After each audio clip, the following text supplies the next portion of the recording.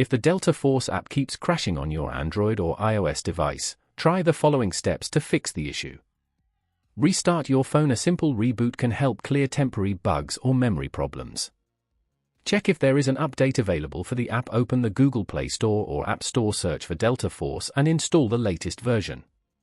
Make sure your internet connection is stable. If possible, switch between Wi-Fi and mobile data to see if that helps.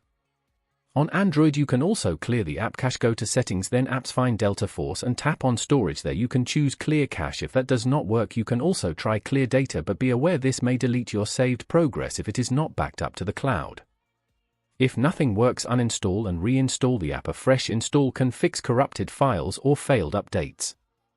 On Android, you can also check for system updates and make sure there is enough free storage space. On iOS, close the app and reopen it. You can also try offloading the app in iPhone storage and then reinstalling it, which keeps your data intact. If the problem continues, check if there are known issues from the developers or contact customer support directly through the App Store or the official website. Exit lag optimizes your connection routes and can cut ping dramatically. Right now, there's a special 50% discount through my link in the description. Check it out to save while you boost performance. That's it.